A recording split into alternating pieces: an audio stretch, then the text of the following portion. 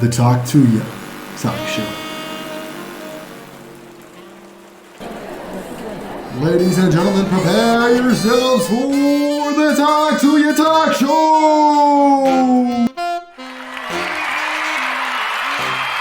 Hello, everyone! Thank you very much.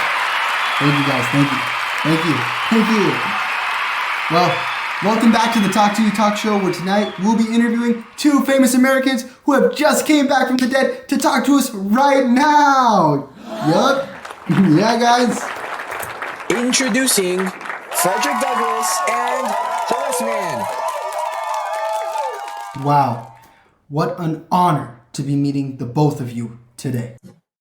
We have invited you two here on our show tonight to ask you three interesting questions about yourself and what were your motives back in the 1800s. Starting with you, Mr. Douglass. So, what were your motives back in the 1800s and what made you want to do the things you did? I was born on a slave farm where I was immediately sold to another white slave owner. I never knew my mother. Wow. As most slaves weren't allowed to form strong bonds with their family. Back when I was younger and I was a level 1 slave, I had no family. Wow. I had to do hard labor for many years. Then I escaped at the age of 20. But escaping wasn't enough for me, Unbelievable. as I wanted to stop the slavery so badly. So I spread the word to thousands of people when public speaking. Wow. Telling them the truth about how the slaves and I were treated. Unbelievable. The crowds began to cheer for me and support me. I later started a newspaper company called the North Star to spread my words even more across the globe. Wow, Mr. Douglass. What an inspirational story. Now, I have something else to ask you, Mr. Douglass. If you've never had parents, then how did you get your name? Well, fun fact actually. I got my name from a... Mr. Douglass, did you just say a poem? Yes, a poem that was called The Lady of the Lake. I have no idea what you find funny here. This is very disrespectful behavior, Mr. Horace. Apologies, Mr. Douglass. I'm so sorry about that, Mr. Douglass. Is there anything else you'd like to share with us? When I was visiting Washington, my old house burned down, which held a lot of my valuable possessions. Wow, that's crazy. What was your reaction when you came back from Washington? I shed some tears, but no worries, as I bought a new one a few days later. I also had a few favorite hobbies, like reading and writing. Very nice, Mr. Douglass. Thank you for sharing. Horace, are you going to act professional with us? Yes, Mr. Ubaldo. I'll continue to act formal from here on out. What was life like for you back in the 1800s? Back in the 1800s, reformers built schools hoping that it would help poor children and make them smart and wealthy citizens. But it didn't go as planned, as all the schools were made terribly. They were always small and cramped, with students that had teachers who could barely even teach the students. Sometimes these schools' properties would get damaged by poor children, where they would steal this from the schools, sometimes even burning the schools. When I was attending school, I only attended 10 weeks per year. Many students didn't even attend for half of that, making me very blessed.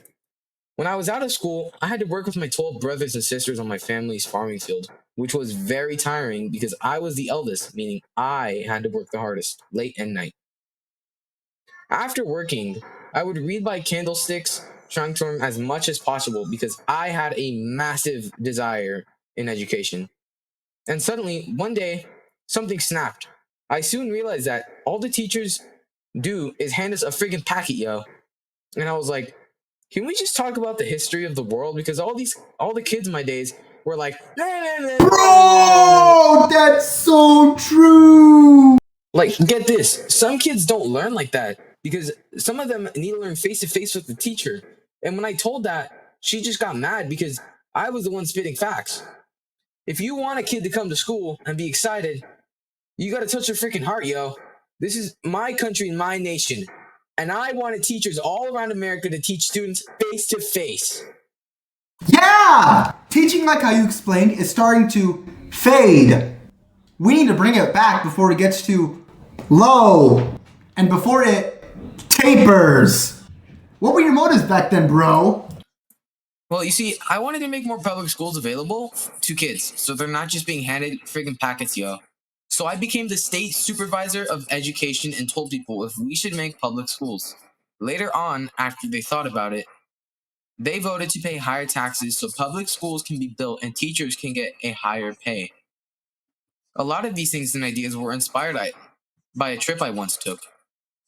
I once took a trip to Persia, Europe, and I was later inspired by how formal and organized the schools were. Their teachings were far better than the ones we had here in America, which is when I realized America needs what Persia had. Hey, yo, my boy, that's a wonderful story, yo. I feel you with that one. Were you a supporter of the woman's right of education? Of course I was. I was always a huge supporter for them. I was also trying to help them become teachers too. I wish that back then women had more opportunities because we could have become an even more thriving country. Agreed, Mr. Horace. Yep, agreed. Well, there you have it, folks. Mr. Horace and Mr. Douglas. Is there anything you guys like to say before you guys exit the stage? Nope.